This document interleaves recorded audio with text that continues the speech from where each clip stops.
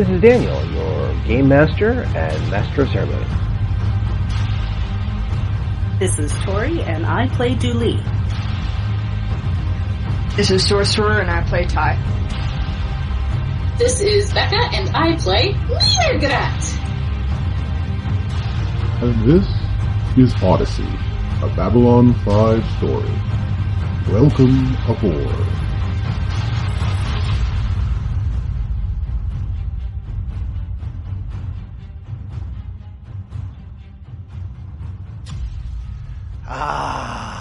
Welcome, ladies and gentlemen, and other things from beyond the stars.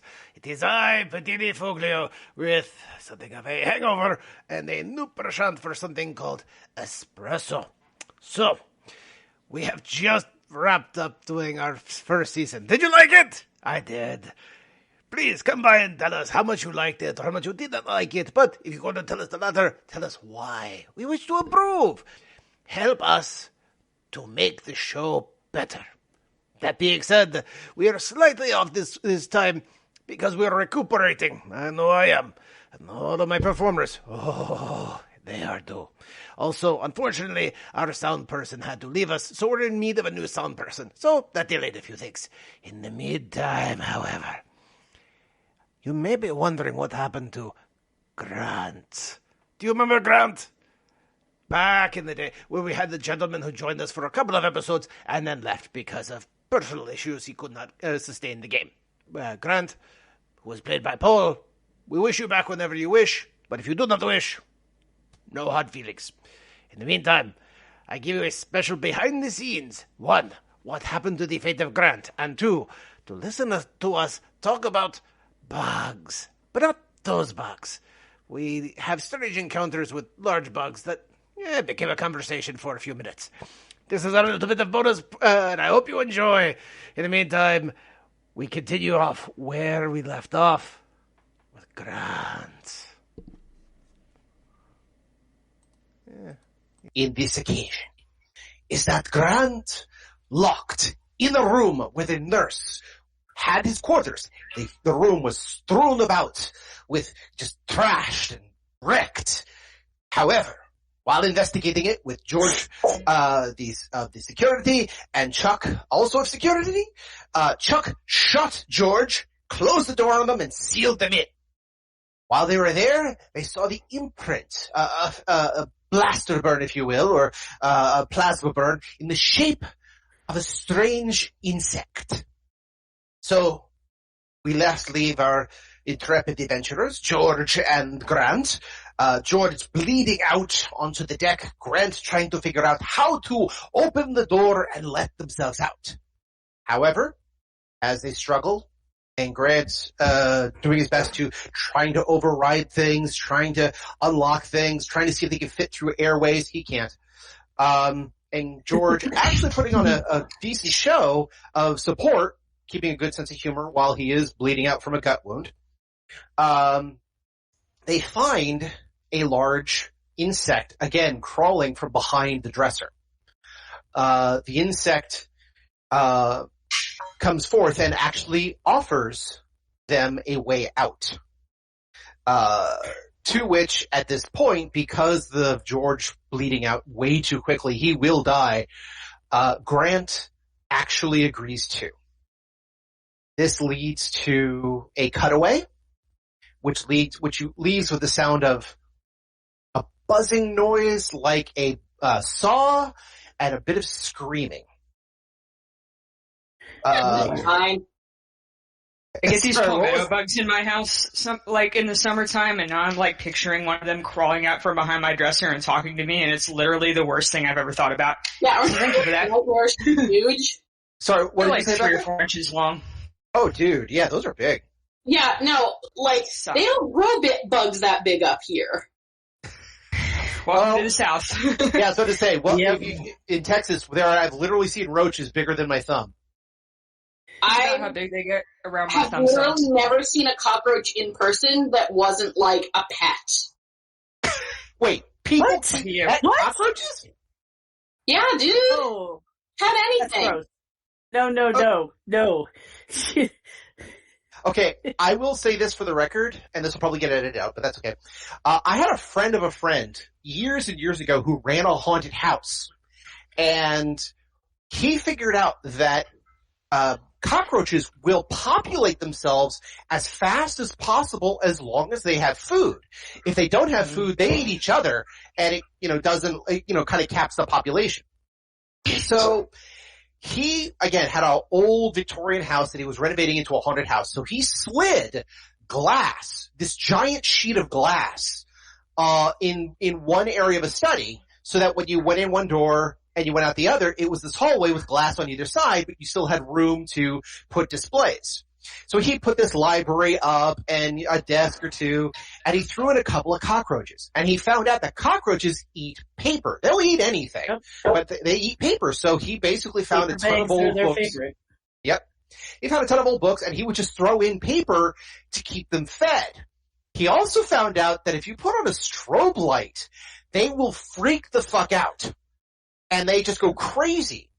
So he spent a month feeding the cockroaches until the whole area on the other side of the glass was swarming, just absolutely crawling with cockroaches on almost every inch. Sounds like a goddamn horror movie setup.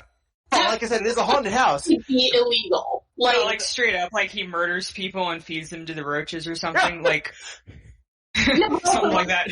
That's gotta be some kind of health code violation, right? So that. Not in Texas. The funny thing is that on the other side of the other glass, he did the exact same thing with rats. And what? Yes, something's wrong with that guy. Swarm of rats. And again, with the flashing light of a strobe light, they go a little crazy or a little manic. And for a horror set, now granted, this is like in the early '90s, so with rats, though. Exactly. Like I said, it was the early '90s, very different feel.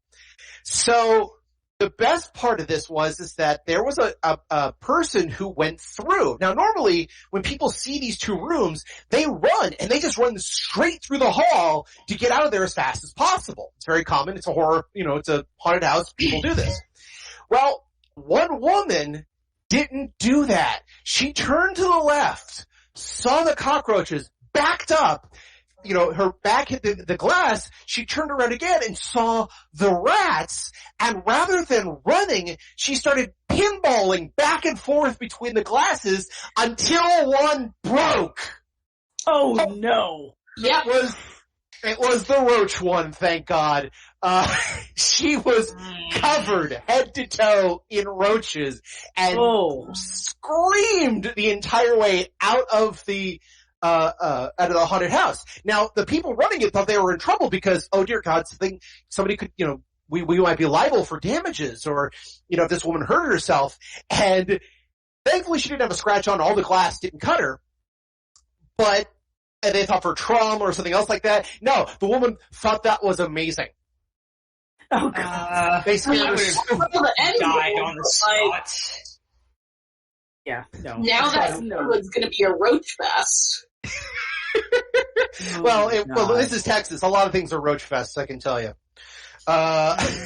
So, anyway, by the way, also for Sorcerer, if you are scared of bugs and you don't like the concept of the big one talking, I definitely recommend that you never sit down to watch The Naked Lunch. I'm not scared of bugs. I don't like roaches. And because I live in the South, if someone mentions a large bug, my brain just jumps right to a giant cockroach. Which I would be scared of, I guess.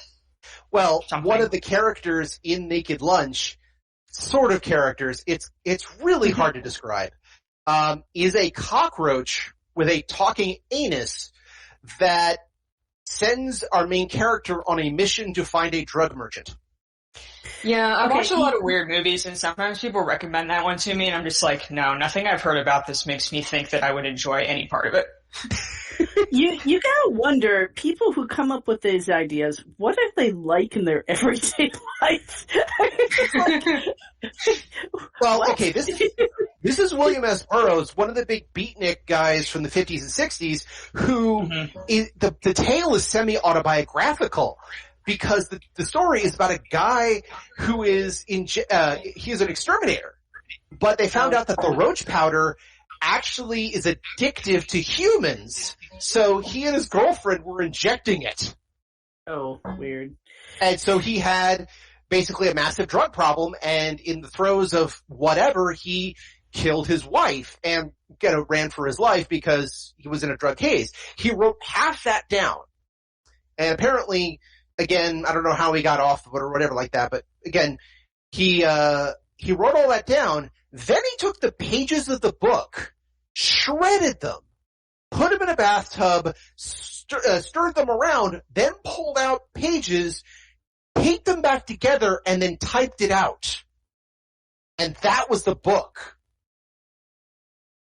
Now that is like the weirdest papier-mâché project ever. Yeah. Very strange. Yeah. That's William S. Burroughs for you. Though apparently there is one book that I want to see. I know it exists, but I don't know what it's called. Where somebody decided to write the stories of Edgar Rice Burroughs as William S. Burroughs. Do you guys know who Edgar Rice Burroughs is? Of course. Of course. Yeah. Of course. Yeah. So basically, when this goes live, someone's going to write us and say, "Oh, it's this." Thanks. And now we find out the true reason that he wanted to make a podcast all along. Exactly. Yeah. He wants to be able to mention all of these things he can't remember, so people will tell him. Okay. And there you have it. A small little discussion about bugs and our experiences and the fate of Grant. Now you may ask yourself, will Grant appear later in the series? Will this bug that he has encountered also cause problems for our adventurers? There is only one way to find out. You must tune in as we return in 2 weeks with episode 20 and the season 2 premiere of Odyssey, a Babylon 5 story. Come, join Padini again at this strange place. Same Padini time, same Padini channel. And that's where we're in for this week. I want to thank everyone for joining us and hope that you continue to join us every 2 weeks for another episode of Odyssey. If you have any questions, comments, constructive criticisms, or just want to say hi, then you can find us at temporalplaygrounds.com/Odyssey or email us at temporalplaygrounds@gmail.com. Or now you can follow us on Twitter at OdysseyB5DM. Babylon 5 was created by J. Michael Straczynski and is owned by Warner Brothers Domestic Media. The Babylon 5 role-playing game was produced by Mongoose Publishing utilizing the OGL gaming license for D20. Our theme music was composed by Evan King. The song Titan Striker is available on YouTube and at evankingmusic.com. Incidental music provided by Tabletop Audio at tabletopaudio.com. Please see websites for more information. Once again, I am Daniel, and I thank you for joining us on this grand adventure. Good night, and keep dreaming.